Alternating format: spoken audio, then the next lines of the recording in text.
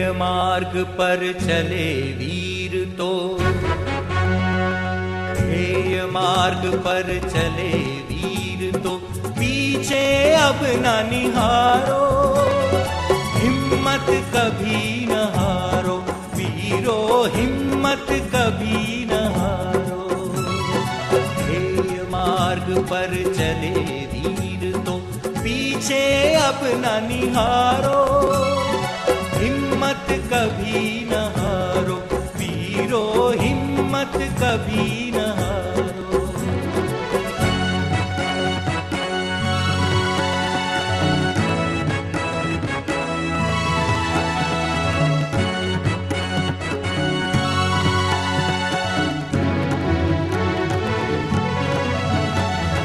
तुम मनुष्य हो, शक्ति तुम्हारे जीवन का संबल है, और तुम्हारा तुलित साहस हीर की भांति अचल है। तो साथी केवल पल भर को माया मोह बिसारो, हिम्मत कभी न हारो वीरो, हिम्मत कभी न हारो।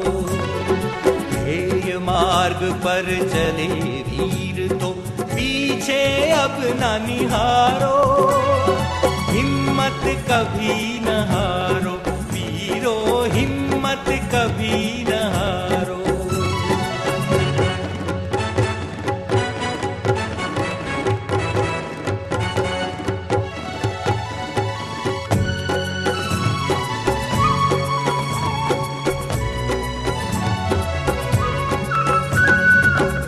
देखो कितनी दूरी है, कितना लंबा मग है, और न सोचो साथ तुम्हारे आज कहाँ तक जग है।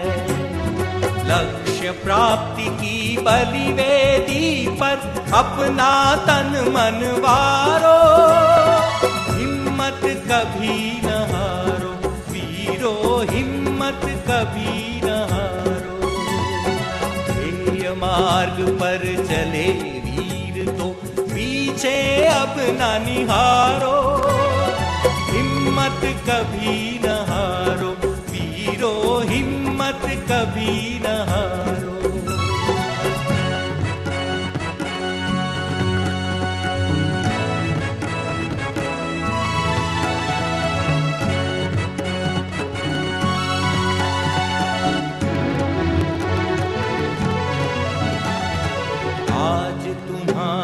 साहस पर ही मुक्ति सुधा निर्भर है, आज तुम्हारे स्वर के साथी कोटि कंठ के स्वर है।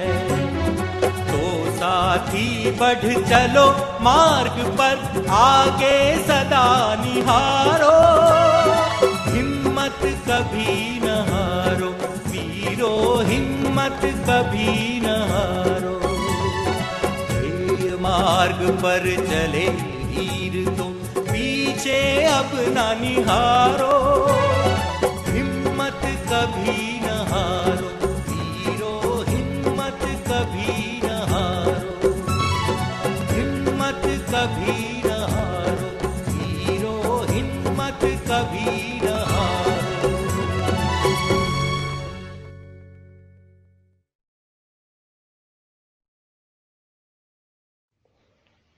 ஓம் சாந்தி. Good morning. நாம் அனைவருமே தெய்வீக தியானத்தின் சீரியஸில் 13வது நாளை கடந்துள்ளோம். இன்றைய டாபிக் சங்கமயுகம். நாம் அனைவருக்குமே மிகவும் சந்தோஷமான நாள். சங்கமயுகத்தில் நாம் அனைவரும் வாழ்ந்துட்டு இருக்கோம். சங்கமயுகத்திலுடைய நம்முடைய பார்ட் இருந்துட்டு இருக்கு. சங்கம் யுகத்துல நம்முடைய பார்ட் என்ன, சங்கம் யுகத்துல நாம் எப்படி வாழணும், சங்கம் யுகத்தின் ஒவ்வொரு நொடியும் நாம் எப்படி கொண்டாடுவது, இதற்கு சாதாரணமாக சொல்லப்படுது ஆர்ட் ஆஃப் லிவிங் என சொல்லப்படுது. ஆர்ட் ஆஃப் லிவிங் இதை பற்றி நிறைய கிளாஸஸ் நிறைய பேர் எடுத்திருக்காங்க.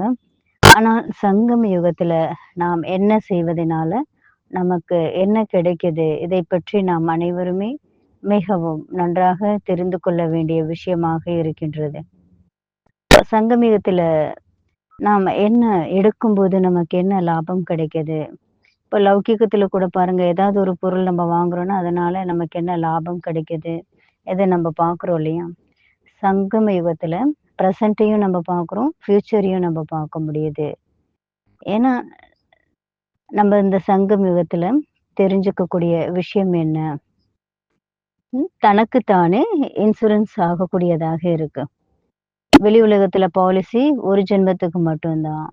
இந்த சங்கம யுகத்துல நம்ம செய்யக்கூடிய பாலிசி 21 ஜென்மத்திற்கு கிடைக்குது.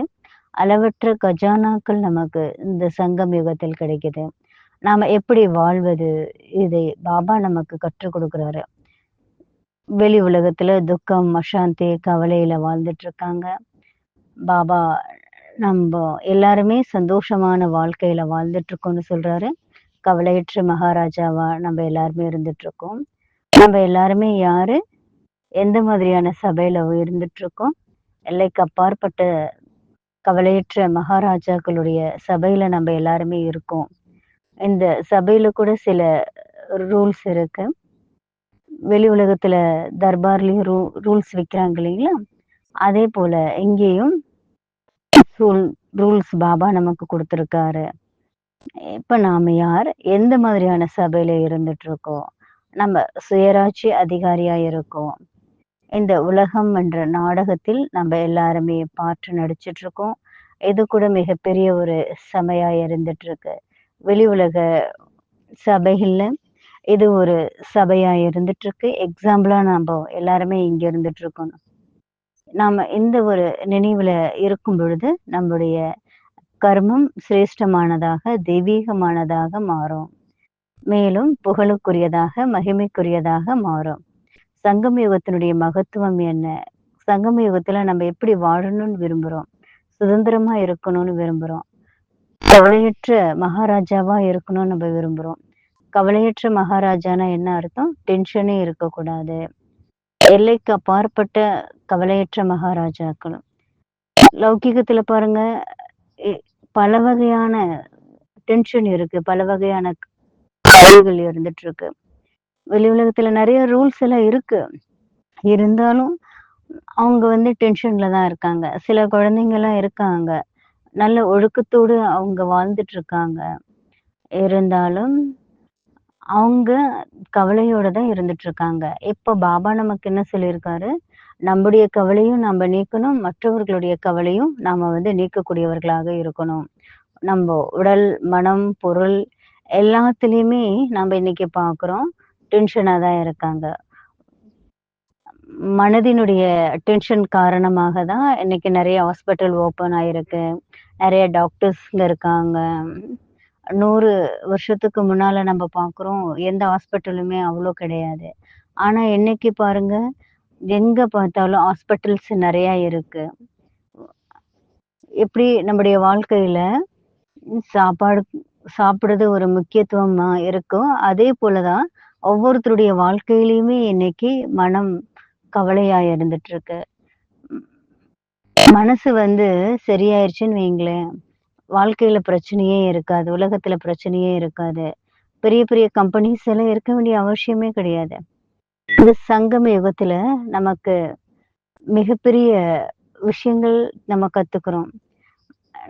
இன்னைக்கு பாருங்க, எவ்வளோ பெரிய கம்பெனி இருக்கு. அந்த கம்பெனில எல்லாத்துக்குமே மனதுல ஸ்ட்ரெஸ் தான் அதிகமாக இருந்துட்டு இருக்கு. நாம நமக்காக வாழணும்னு நம்ம விரும்புறோம். ஆனா என்ன பண்றோம்னா, மற்றவங்களுக்கான வாழ்க்கைய தான் நாம இப்போ வாழ்ந்துட்டு இருக்கோம். காரணம் என்ன? மனம் பந்தனத்துல மாட்டிட்டு இருக்கு. இப்ப பாபா நமக்கு சொல்றாரு, எல்லைக்கு அப்பாற்பட்ட கவலையற்ற மகாராஜாவா மாறணும். எப்ப நம்ம மனதிலிருந்து, கர்ம இந்திரியங்கள்ல இருந்து விடுபட்டு இருக்கோமோ, அப்பதான் நமக்குள்ள சத்பாவனை, நல்ல ஒரு பாவனை நமக்குள்ள உருவாகும்.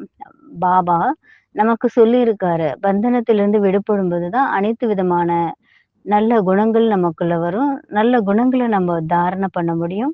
தாரணையின் மூலமாக சேவை என்பது நடக்கும். தன்னுடைய மனதின் மூலமாக நாம் சேவை செய்ய முடியும். மனம் மட்டும் ஆரோக்கியமா இருந்தா பத்தாது, சரீரமும் ஆரோக்கியமாக இருக்கணும். இன்னைக்கு பாருங்க எல்லாத்துலயுமே வந்து கெமிக்கல் தான் இருக்கு. இன்ஜெக்ஷன் போட்டு எல்லாத்தையுமே சரிப்படுத்துறதுக்காக இன்னைக்கு முயற்சி பண்ணிட்டு இருக்காங்க. பாபாவுடைய குழந்தைங்க நாம எல்லாருமே நல்லா புரிஞ்சுக்கணும். நம்ப ஸ்தூலமான எக்ஸர்சைஸ் நம்ப செய்யணும். அதே போல மனதிற்காக பாபா சொல்லியிருக்காரு, ஆன்மீகமான எக்ஸர்சைஸ் நம்ப செய்யணும்.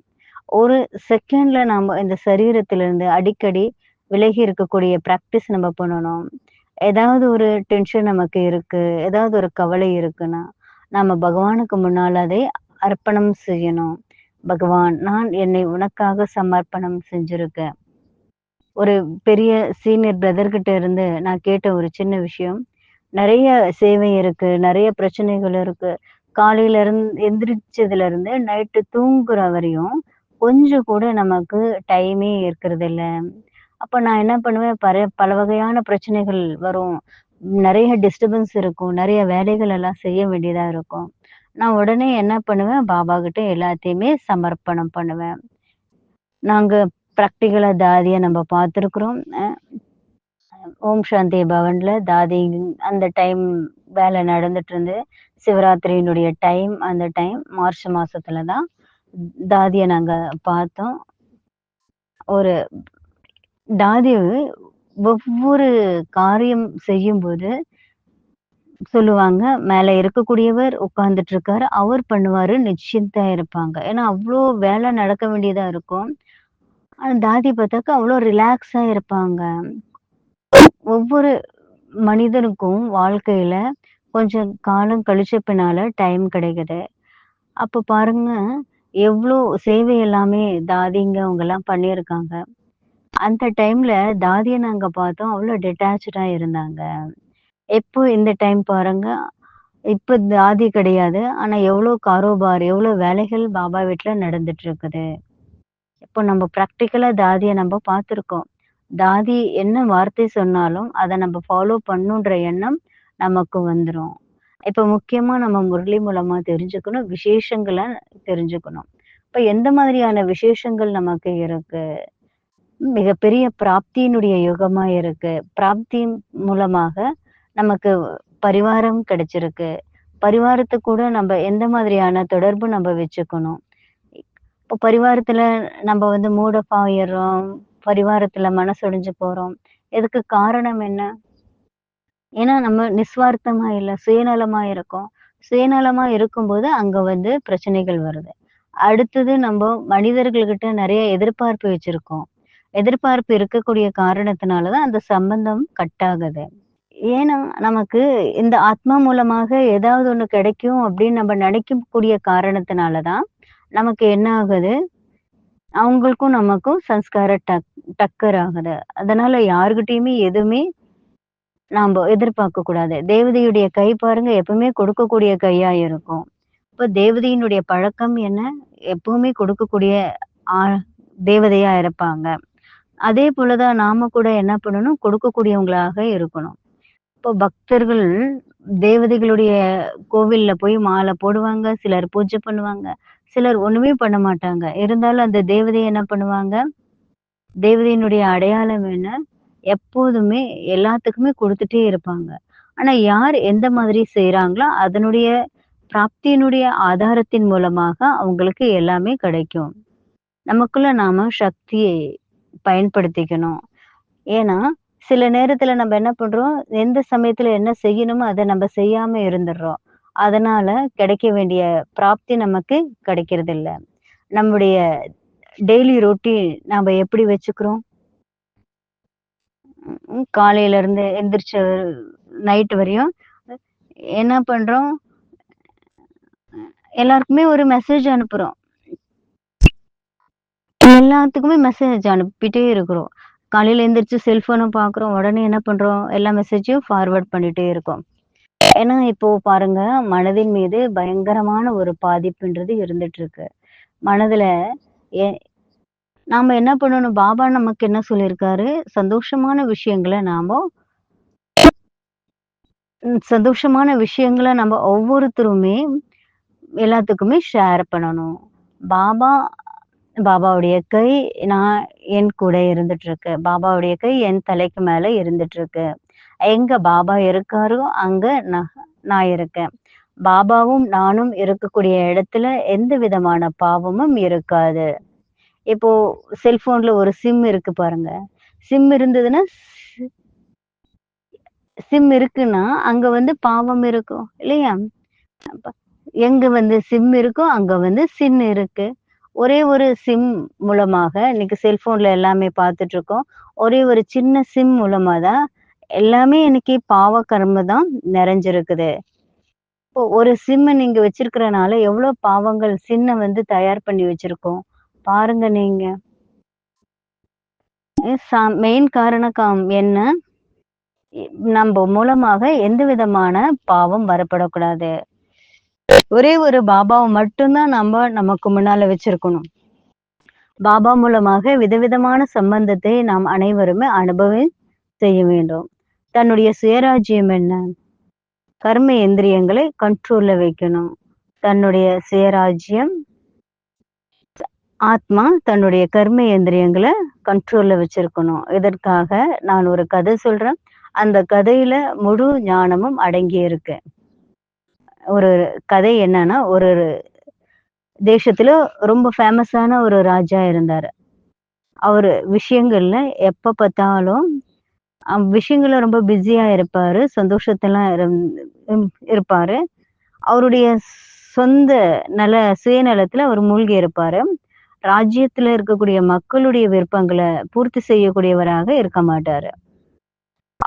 தன்னுடைய வாழ்க்கையை மட்டும் என்ஜாய் பண்ணிட்டு இருப்பாரு. போக விலாசத்துல அவரு ரொம்ப மூழ்கி இருப்பாரு. முழுமையான ராஜ்யத்தையும் அவர் விட்டுட்டாரு. அந்த டைம்ல பார்த்தா அவரு ரொம்ப கவலை இல்லாதவரா இருந்தாரு. அவரு எந்த விதமான கவலையும் அவருக்கு இல்லாம அந்த வாழ்க்கையை ரொம்ப சந்தோஷமா இருந்தாரு. பாருங்க அந்த ராஜ்யம், அந்த கிராமம், அந்த மக்கள், செல்வ செழிப்பு எல்லாமே என்ன ஆயிருச்சுன்னா மோசமா போயிருச்சு. ஒரு நாள் மந்திரியை கூப்பிட்டு மந்திரி வந்து அவருக்கு சொல்றாரு, இந்த ராஜ்யத்தினுடைய நிலைமை என்ன அப்படின்றது அவர் வந்து புரிய வச்சாரு. மக்கள் எல்லாமே கஷ்டப்பட்டுட்டு இருக்காங்க. நிலவளங்கள் எல்லாமே பொருளாதாரம் ரொம்ப கம்மியா இருக்கு அப்படின்னு ராஜாவுக்கு அந்த மந்திரி சொல்ல ஆரம்பிச்சாரு. அப்போ ராஜா வந்து ஒரு நாள் விழித்து எழுந்தாரு. அப்போ நம்ம எல்லாருமே ராஜாவுக்கு இந்த மாதிரி சொல்லணும்னு சொல்லி எல்லாமே ராஜா என்ன பண்ணாரு, அவருடைய போதையில தான் இருந்தாரு.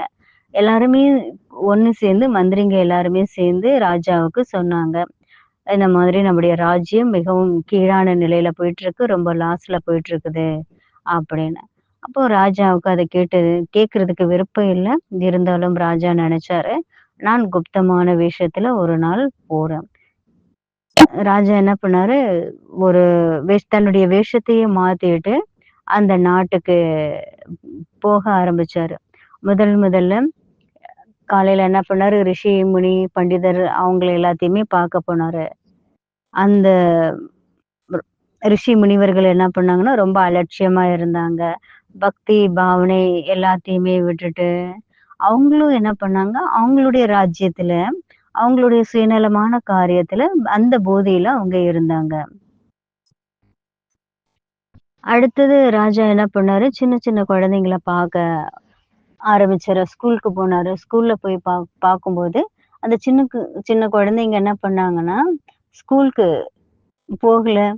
ஸ்கூலுக்கு போகாம என்ன பண்ண குருகுலம் தான் இருந்தது ராஜாக்களுடைய காலத்துல. அந்த குருகுலத்துக்கு போகாம அவங்க எல்லாருமே என்ன பண்ணாங்க, விளையாட்டு பண்றதுல ஆடுறது பாடுறது, ஸ்கூலுக்கு போகாம இப்படியே இருந்தாங்க. இப்போ குடும்ப வாழ்க்கையில இருக்கக்கூடிய ஒவ்வொரு மனிதர்களையுமே சந்திக்க ஆரம்பிச்சாரு. அப்போ அவங்கள போய் பார்க்கும்போது அவங்க எல்லாருமே பார்க்கும்போது எங்க பார்த்தாலும் பிரஷ்டாச்சாரமா இருந்தது. ஒருத்தர் இன்னொருத்தருக்கு துக்கத்தை கொடுத்து போயிட்டே இருந்தாங்க. இப்போ குடும்ப வாழ்க்கையும் ஒரு சீரமைக்கப்பட்ட வாழ்க்கையா இல்ல. அடுத்தது யூத்துங்களை பார்த்தாரு. அவங்க என்ன பண்ணாங்க, இளைஞர்கள் அவங்க வந்து சாப்பிடுறதுல குடிக்கிறதுல இதுல வந்துதான் அவங்க என்ஜாய் பண்ணிட்டு இருந்தாங்க. அப்போ அவங்க அந்த யூத்துக்கு நாட்ட பத்தி எந்த விதமான கவலை இல்ல. அப்போ முன்னால பாருங்க அவர் ரொம்ப கவலை இல்லாம இருந்தாரு. அப்போ ராஜா வீட்டுக்கு வந்தாரு. வீட்டுக்கு வந்து பார்க்கும்போது அவருக்கு ரொம்ப கவலை வந்துருச்சு. ஆரம்பத்துல கவலையே இல்ல. இப்ப பாருங்க ரொம்ப சிந்தனை வந்துருச்சு அவருக்கு நாட்ட பத்தி. அவருக்கு ஒரு சிந்தனை வந்தது. இந்த நாட்டினுடைய சூழ்நிலையை எப்படி நாம சரிப்படுத்தணும்? என்ற ஒரு எண்ணம் அவருக்கு வந்தது. அப்போ அந்த தேசத்திலிருந்து இன்னொரு தேசத்துல இருக்கக்கூடிய மகாரிஷிய பார்த்தாரு. பார்த்து அவர கேட்டாரு. இந்த மாரி அவருடைய பார்த்து அவர பார்க்கும்போது, உடனே அவருக்குள்ளார என்ன ஆயிருச்சு, நல்ல ஒரு நம்பிக்கை உருவாக ஆரம்பிச்சிருச்சு. அந்த ரிஷியினுடைய பார்வையின் மூலமாக இவருக்குள்ள மாற்றம் ஏற்பட்டது. இந்த மாதிரியான பிரச்சனைகள் இருக்கு நாட்டுல. இதெல்லாம் எப்படி சரிப்படுத்தணும் அப்படின்னு சொன்னாரு. அப்போ அவர் என்ன சொன்னாரு, "நீ 21 நாளைக்கு இந்த மாதிரியான பிரச்சனைகள் எல்லாமே நீ சரிப்படுத்தணும். அது 21 நாளுக்குள்ள இந்தந்த வேலை நீ செய்யணும்னு" அந்த ரிஷி வந்து ராஜாவுக்கு சொல்ல ஆரம்பிச்சாரு. அப்போ முதல்ல உன்னுடைய வாழ்க்கையில நீ மாற்றத்த கொண்டு வா. அப்பதான் உலக மாற்றம், உன்னுடைய ராஜ்யத்தினுடைய மாற்றம் உருவாகும் என சொன்னாரு.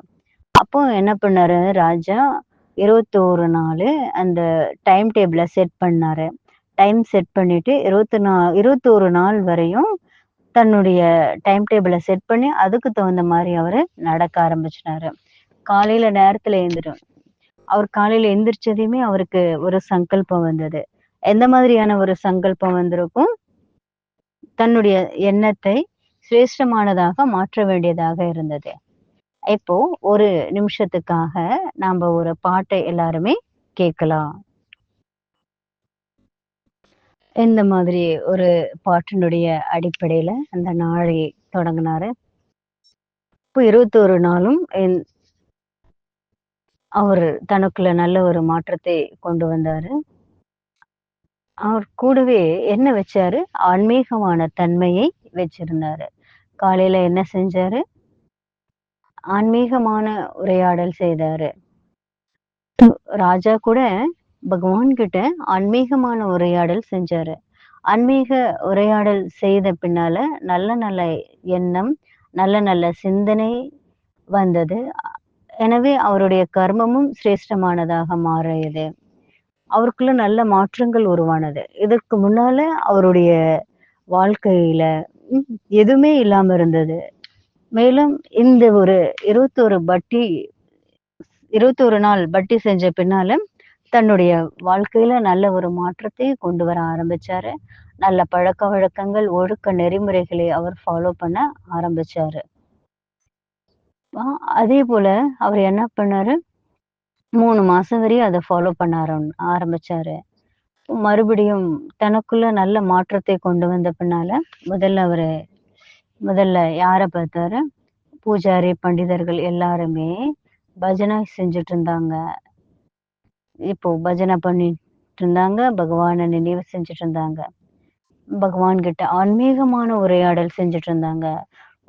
கோவில வந்து அலங்காரம் பண்றது, அந்த மூர்த்தி அலங்காரம் பண்றது, நல்ல விதிபூர்வமான பக்தி அவங்க செஞ்சுட்டு இருந்தாங்க. நாராயணனுடைய பக்தியை அவங்க செஞ்சுட்டு இருந்தாங்க. காலையில எந்திரிச்சதையுமே அவங்களுடைய நினைவு எப்படி இருந்தது? ஹரி ஹரி இந்த ஒரு ஞாபகம் தான் இருந்தது. இப்போ ஒவ்வொரு பொருளை பார்க்கும்போது அவங்களுக்கு ஹரி தான் தெரிஞ்சது. நாராயணன் தான் தென்பட்டாரு. பூஜாரிகள் கூட என்ன பண்ணாங்கன்னா, அவங்களுக்குள்ள நல்ல ஒரு மாற்றத்தை கொண்டு வந்ததை ராஜா பார்த்தாரு. ராஜா குப்தமான விஷயத்துல பண்ணணும். அந்த அடுத்தது குழந்தைங்கள பார்த்தாரு. ஒவ்வொரு குழந்தைங்களும் ஸ்கூலுக்கு போறது எல்லாமே என்ன பண்ணிட்டு இருந்தாங்க, அதுக்கு முன்னால ஸ்கூலுக்கு போகாம விளையாடிட்டு இருந்தாங்க. இப்போ எல்லா குழந்தைங்களுமே ஸ்கூலுக்கு போய் நல்லா பாடம் படிச்சுட்டு இருந்தாங்க. ஒவ்வொருத்தருமே தன்னுடைய ராஜ்யத்தை உருவாக்குவதற்காக நல்ல முறையில படிச்சுட்டு இருந்தாங்க. ஸோ அதே போல இங்க கூட நாமும் கூட தான் தன்னுடைய சுயராஜ்யத்தை அடைவதற்காக நம்ம எல்லாருமே இந்த தெய்வீகமான படிப்பு நம்ம படிச்சுட்டு இருக்கோம். இப்ப ராஜா பார்த்தாரு, அங்க இருக்கக்கூடிய குழந்தைங்க எல்லாருமே ஸ்கூல்ல இருந்துட்டு இருந்தாங்க. இப்போ ஒவ்வொருத்தருடைய கர்மமும் எப்படி இருந்தது? ரொம்ப மோசமான கர்மமா இருந்தது. கர்மத்துல யார கூட வச்சிருந்தாங்க? பகவானை கூடவே தன் கூடவே வைக்கும் பொழுது அந்த கர்மம் சிரேஷ்டமான ஒரு கர்மமாக மாறுகிறது. கர்மம் எப்படி இருக்கணும்? நம்முடைய கர்மம் அலௌகிகமானதாக இருக்கணும். பகவான் செய்ய வைக்கக்கூடியவர் பாபா. அவருக்காக நான் இருந்துட்டு இருக்கேன். நான் ஆத்மா நிமித்தமாக இருந்து இந்த கர்மத்தை செய்யக்கூடியவனா இருக்கேன். என்னுடைய கர்மம் சத்கர்மமா இருக்கணும், தெய்வீகமான கர்மமா இருக்கணும், சிரேஷ்டமான கர்மமா இருக்கணும். அப்பதான் என்னுடைய புத்தி தெய்வீகமான புத்தி மாறும். அப்போ கலியுகத்துல கூட நம்முடைய புத்தி தெய்வீகமானதாக மாறும். இப்போ சங்கம யுகத்துல பாபா மூலமாக திவ்ய சிரேஷ்டமான புத்தி நமக்கு கிடைக்கும். எல்லாமே ஆதாரம் கர்மத்தினுடைய அடிப்படையில தான் இருக்கு. இன்னைக்கு எல்லாருடைய கர்மமும் எப்படி இருக்கு? லௌகீகத்துல நம்ம பார்த்துட்டு தான் இருக்கோம். பாவத்தினுடைய கர்மம் தான் இருக்கு. நம்முடைய கர்மம் எப்படி இருக்கணும்? எப்படி இருக்கணும்? நம்முடைய கர்மம் தெய்வீகமானதா இருக்கணும், சிரேஷ்டமானதா இருக்கணும். பாபாவுடைய நினைவுல இருந்து செய்யக்கூடிய கர்மமாக இருக்கணும். இப்போ ஒரு நிமிஷத்துக்காக பாட்டு இருக்கு. நம்ம எல்லாருமே இப்போ நம்முடைய கர்மம் எப்படி இருக்கணும் அதை பற்றி நாம் சிந்தனை செய்வோம். இப்போ செய்ய வைக்கக்கூடிய பாபாவுடைய ஞாபகத்தின் மூலமாக நாம் நம்முடைய கர்மம் செய்யும் பொழுது, நான் ஆத்மா நிமித்தமா இருந்துட்டு இருக்கேன் என நினைக்கும் பொழுது நம்முடைய கர்மம் சிரேஷ்டமானதாக இருக்கும். அடுத்தது இந்த ராஜா யாரை பார்த்தாரு? பரிவாரத்துல இருக்கக்கூடியவங்க எப்படி இருந்தாங்க இதுக்கு முன்னால? குடும்பத்துல பல வகையான பிரச்சனைகள், சண்டை, சச்சரவு, துக்கம், அசாந்தி இருந்தது. அடுத்தது இந்த அட்வைஸ் அவங்க வாங்கின பின்னால அவங்க கூட யாரை வச்சாங்க? சாப்பிடும்போது, உட்காரும்போது, எந்திரிக்கும் போது அவங்களுடைய லைஃப் ஸ்டைல்ல யாரை வச்சாங்க? யாரு கூட வச்சு அவங்க வச்சாங்க? இப்போ இறைவனை கூட வச்சிருந்தாங்க. ஸோ அதே போலதான் நாம கூட சாப்பிடும்போதும், குடிக்கும்போது, எந்திரிக்கும் போது பகவான நம்ம கூடவே நம்ம எல்லாருமே வச்சுக்கணும். இப்போ டைனிங் டேபிள்ல நம்ம சாப்பிட்டு இருக்கோம். ஏன்னா எல்லா வேலையும் டேபிள்ல தான் வரும். எல்லாருடைய பேச்சும் டேபிள்ல தான் இருந்து பேசிட்டு இருப்பாங்க. அவங்க எல்லாருமே பிரபுவுடைய நினைவுல சாப்பிட்டாங்க. இப்ப நாம கூட அதே போலதான் பாபாவுடைய நினைவுல இருந்து சாப்பிடணும். பாபாவுடைய நினைவுல இருந்து நாம் சாப்பிடும்போது நம்முடைய சாப்பாடு கூட சுத்தமானதாக மாறிடும். அடுத்தது உடல் கூட ஆரோக்கியமாயிரும். மெடிசின் சாப்பிட வேண்டிய அவசியமே இருக்காது. நாம சாப்பிடும்போது பாபாவை கூட வச்சுட்டு பாபாவுடைய நினைவுல நம்ம சாப்பிடணும். இன்டைரக்டா நம்முடைய உடல் மற்றும் மனம் ரெண்டுமே சரியாயிரும். திரும்பவும் சொல்றோம், நாம மருந்து மாத்திரை சாப்பிட வேண்டிய அவசியம் இருக்காது. அடுத்தது ராஜா யாரை பார்த்தாரு? யூத் குரூப்பை பார்த்தாரு. யூத்ல எப்படி இருந்தாங்க? யூத் குரூப் எல்லாருமே எப்படி இருந்தாங்க? அவங்கள ராஜா பார்த்தாரு. ஒவ்வொருத்தருமே சாப்பிட்டதுக்கு அடுத்தது என்ன பண்ணணும்? கர்மம் செய்யணும். கர்மம் எப்படி இருக்கணும்? கூடவே யாரை வைக்கிறோம்? பகவானை வைக்கிறோம். நம்முடைய நடத்தை ராயலான நடத்தையாக இருக்கும். இன்னைக்கு இருக்கக்கூடிய இளைஞர்கள் என்ன பண்றாங்க? நடுவுல யாரை நினைவு செஞ்சுட்டு இருக்காங்க? யாரை நினைவு செய்றாங்க? மொபைல தான் எல்லாருமே நினைவு செஞ்சுட்டு இருக்காங்க. ஏன்னா சம்பந்தம் மனிதர்கள் கிட்ட, ஆனா நினைவு செய்யறது எதை? மொபைல தான் நினைவு செஞ்சுட்டு இருக்காங்க. நம்முடைய சம்பந்தம் யார்கிட்ட இருந்தது? முதல்ல மனிதர்கள் கிட்ட இருந்தது. இப்போ நம்முடைய சம்பந்தம் யார்கிட்ட இருக்கு? பகவான் கிட்ட இருக்கு. எல்லாருமே என்ன நினைக்கிறாங்க? பகவானை நினைச்சாங்க, அனுமானை நினைச்சாங்க, ராமனை நினைச்சாங்க. இப்போ அவ்வளோ டென்ஷன் இருந்தது அவங்கள நினைச்சதையும். ஆனா இப்ப பாருங்க, கனெக்ஷன், நம்முடைய தொடர்பு யாருடைய ஆதாரத்துல இருக்கு? இதுக்கு முன்னால நம்மளுடைய தொடர்பு மனிதர்களுடைய தொடர்புல இருந்தது. அதனால டென்ஷன் நிறைந்த வாழ்க்கையா இருந்தது. இப்போ நம்முடைய தொடர்பு பகவான் கிட்ட இருக்கு. அதனால நம்ம கவலை இல்லாதவங்களா இருக்கோம். நம்மளுடைய நினைவு எப்படி இருக்கணும்? நம்ம எப்படி சாப்பிடணும்? எப்படி குடிக்கணும்? ஞானம் என்ற அமிர்தத்தை நான் குடிச்சிட்டு இருக்கேன். ஞானத்தினுடைய உணவை நான் சாப்பிட்டு இருக்கேன். இந்த மாதிரியான உணவு நம்ம சாப்பிடணும். இன்னைக்கு நம்ம பார்க்குறோம் வெளி உலகத்துல எல்லா பொருட்களையுமே பேக்கா வந்திருக்கக்கூடிய விஷயங்கள்ல பேக்கா பேக் பண்ணி வந்திருக்கக்கூடிய சாப்பாட்டுல எல்லாத்துலயுமே விஷங்கள் தான் இருக்கு. கெமிக்கல் தான் ஆட் பண்ணிட்டு இருக்காங்க. இப்போ பாபா நமக்கு சொல்றாரு, நம்முடைய நினைவு எப்படி இருக்கணும்? ஞானத்தினுடைய அமிர்தத்தை நாம் குடிக்கணும். பகவானுடைய அமிர்தம் மகா வாக்கியத்தை நம்ம கேட்கிறோம். நம்முடைய டெய்லி ரொட்டீனை நாம தான் தனக்குத்தானே செட் பண்ணிக்கணும். அடுத்தது நம்முடைய நடத்தை எப்படி இருக்கணும்? எப்படி இருக்கணும்? பரிஸ்தாக்கள் போல இருக்கணும். லௌகிகத்துல எப்படி ஒவ்வொருத்தருடைய வாழ்க்கை எப்படி இருக்குது? நம்ம பார்த்துருக்கோம் இல்லையா? கேட்டிருக்கோம் இல்லையா? ராஜா பார்த்தாரு. யார பார்த்தாரு? இளைஞர்கள பார்த்தாரு. அவங்களுடைய கர்மம் எப்படி இருந்தது? ரொம்ப மோசமா இருந்தது. பிரஷ்டாச்சாரியா இருந்தது. மற்றவர்கள தொல்லப்படுத்துறது, துக்கப்படுத்துறது, சங்க தோஷத்துல வர்றது. இதுதான் அவங்களுடைய கர்மமா இருந்தது. இம்சை செய்யறது. இப்போ எப்போ சுயராஜ்ய அதிகாரியாக இருந்து, சுயராஜ்ய அதிகாரியின் நிலையில நிலைத்திருந்து கவலையற்ற மகாராஜாவா மாறும் பொழுது, அந்த கர்மம் கூட சிரேஷ்டமானதாக இருக்கு. பாக்கியத்தை வழங்கக்கூடிய பகவான் நம்ம கூடவே இருக்காரு. இப்போ நம்முடைய பாக்கியம் எப்பேற்பட்டதாக இருக்கு? தன்னுடைய பாக்கியம் சேமிப்பு கணக்குல சேர்ந்துட்டு இருக்கு. அப்போ நமக்கு ஒவ்வொன்றுமே சிரேஷ்டமானதாக இருக்கும். இப்போ ராஜா கடைசியில யார பார்த்தாரு? ராஜா கடைசியில தன்னுடைய முழு ராஜ்யத்தையுமே பார்த்தாரு நைட்ல.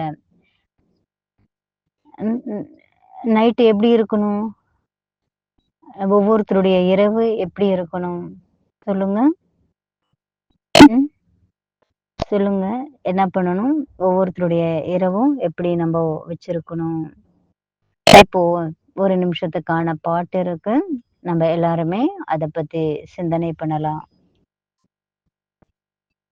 இப்போ நாம எல்லாருமே எப்படி தூங்கணும்?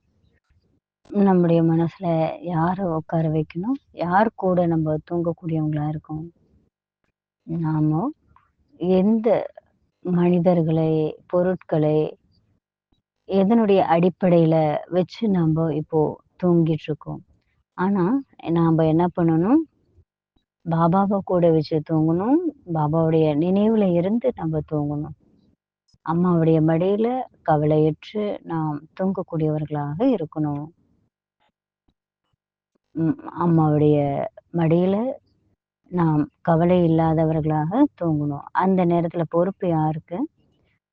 பாபாவுடைய நினைவுல நாம தூங்கணும். எவ்ளோ பெரிய பிரச்சனைகள்னு சொல்லலாம். எல்லாமே என்ன ஆகும்?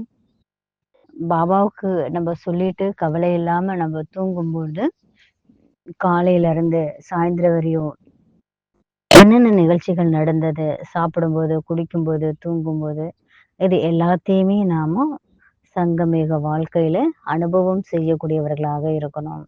பாபாவை கூடவே நம்முடைய வாழ்க்கையில நம்ம வச்சிருக்கணும். நெறைய வெளி உலகத்துல நம்ம பார்க்குறோம். நெறைய சாதனங்கள் இருக்கு. எல்லாருமே ரொம்ப சந்தோஷமா இருப்பதற்கான முயற்சி பண்ணிட்டு இருக்காங்க. காரணம் என்ன? ஆரம்பத்துல போதனை ரொம்ப போதை இருந்தது. இப்போ எப்போ நம்முடைய ஆரம்ப ஸ்திதியை நாம் நினைவு செய்றோமோ, அப்பொழுது நம்முடைய மனதினை கடைசி நிலையிலயும் அந்த ஆரம்ப ஸ்வரூபத்தில் இருப்பதற்கான முயற்சியை நாம் செய்யணும். ஆனா ஒருபோதும் நாம தோஷத்திலேயோ, சங்கதோஷத்திலேயோ மாட்டிக்க கூடாது. சங்க தோஷத்திலிருந்து விடுபட்டு நாம் நமக்குள்ள நல்ல பழக்கவழக்கங்களை உருவாக்கிக்கணும். தினமும் நாம என்ன பண்ணணும்? முழுமையான தினச்சரியத்தை ஃபாலோ பண்ணக்கூடியணும். காலையில எந்திரிச்சதுல இருந்து கர்மம் செய்யும் பொழுது, நைட் இரவு வரை சிரேஷ்டமான கர்மமாக நம்ம மாத்திக்கணும். அப்பதான் அந்த கர்மம் சரித்திரமாக மாறும். இன்னைக்கு ஹோம்வொர்க் என்ன பண்ணணும்? எல்லாருமே என்ன ஹோம்வொர்க் பண்ண போறீங்க? காலையில இருந்து நைட் வரையும் எந்த மாதிரியான கர்மம் செஞ்சிருக்கோம்? அதற்கான டைம் டேபிள் நம்ம வைக்கணும். டைம் டேபிள்ல கூட பெர்சன்டேஜ் நம்ம எந்திரிக்கணும். அமிர்த வேளை எந்திரிச்சிட்டோம்னா டிக் மார்க் பண்ணிடுறோம். டிக் பண்றனால ஒண்ணும் லாபம் கிடையாது. பெர்சன்டேஜ் நம்ம எழுதணும். எவ்வளவு நேரம் நாம் எந்த மாதிரி பண்ணியிருக்கோம் அந்த கிராஃபிக் வந்து நம்ம கிராஃப் போடணும். மேலே போயிருக்கா, கீழே வந்திருக்கா, கிராஃப் பார்க்கும்போது நம்முடைய மனசுல தெரியும், கிராபிக்ஸ் வரும். ஏன்னா நம்ம எப்படி யோகா பண்ணியிருக்கோம் அதை வந்து நம்ம நோட் பண்ணி வைக்கணும். அமிர்த வேலைக்கு அடுத்தது நம்ம என்ன பண்ணியிருக்கோம், ஞானம் என்ற அமிர்தத்தை நாம் குடிக்கணும். ஞானம் என்ற அமிர்தத்தை குடிக்கும் பொழுது பாருங்க, நம்முடைய புத்தி சுத்தமாக இருக்கும். நம்ம 45 நிமிஷம் கவனத்தோட நாம இருக்கக்கூடிய சாதனங்கள் எல்லாத்தையுமே ஒதுக்கி வைத்து விட்டு நம்ம அனைவருமே ஞானம் என்ற அமிர்தத்தை குடிக்கணும். நாங்க வந்து மன்மோகினி தீதியை பார்க்கல, ஆனா அவங்களுடைய அனுபவத்தை நாங்க கேட்டிருக்கிறோம். தீதி என்ன பண்ணுவாங்க, எப்போதுமே டைரி பென் பக்கத்துல வச்சிருக்காங்க. இன்னைக்கு எல்லாருடைய கையிலயும் மொபைல்ல தான் டைரி பென் வச்சிருக்காங்க. அதனால டைவர்ஷன் ஆகுது. அதனால நம்ம என்ன பண்ணணும், ஆர்டிஃபிஷியல் பொருளை விட்டுட்டு நேச்சுரலான சொரூபத்தை நாம கொண்டு வரணும். 45 நிமிஷம் ஞானத்தினுடைய சிந்தனையை நம்ம செய்யணும். எவ்வளவு ஞான விஷயங்கள் நம்முடைய புத்தியில இருக்குன்னு நம்ம செக் பண்ணி பார்க்கணும். அப்போ கிராஃபிக் நீங்க செக் பண்ணி பாருங்க. நீங்க ரொம்ப கவனமா இருக்கணும். மெயின் நீங்க ரொம்ப கவனமா இருக்கணும். ஏன்னா நைட்ல நம்ம எப்படி இருக்கிறோமோ அப்படிதான் அடுத்த நாள் காலை நமக்கு வரும். 2வது ஹோம்ஒர்க் என்ன, கவலையற்ற மகாராஜாவாக எவ்வளோ நேரம் நான் இருந்திருக்கிறேன், எவ்வளோ நேரம் நான் கவலைப்பட்டேன், எவ்வளோ நேரம் நான் வருத்தப்பட்டேன், இதையும் நீங்க எழுதுங்க. என்ன எவ்வளோ நேரம் நான் கவலையற்ற மகாராஜான்ற அனுபவம் நான் செஞ்சேன், இதை நீங்க எழுதுங்க. கவலைகள் எல்லாமே கவலையற்றதாக மாறணும். அதற்கான சொல்யூஷனை நம்ம கண்டுபிடிக்கணும். அதனால இன்னைக்கு எல்லாருமே என்ன பண்ணுங்க, நான் எந்த அளவுக்கு கவலையற்ற மகாராஜாவா இருந்தேன்னு செக் பண்ணுங்க.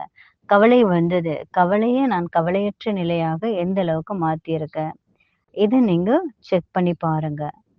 நாம என்ன பண்றோம் பாருங்க, 23 மணி நேரம் மாயாவை தான் நம்ம அவகான் பண்ணிட்டு இருக்கோம். இப்போ 1 மணி நேரம் நமக்கு கிடைச்சிருக்கு. அந்த 1 மணி நேரத்தை நம்ம பயனுள்ளதாக மாத்திக்கணும். வரக்கூடிய பிரச்சனைகள், நெகட்டிவான சூழ்நிலைகளை நான் எப்படி பாசிட்டிவா நான் மாத்திக்கின்றேன், இதை நீங்க பாருங்க. இன்னைக்கு முரளியினுடைய சாரம், சந்தோஷத்தை நாம் அனுபவம் பண்ணணும், நம்முடைய வாழ்க்கை சிரேஷ்டமானதாக மாத்திக்கணும், பாபாவை ஆவகான் பண்ணணும், நம்முடைய வாழ்க்கை கவலையற்ற வாழ்க்கையாக நாம் நம்முடைய வாழ்க்கையை மாற்றிக்கொள்ள வேண்டும். ஓம் சாந்தி.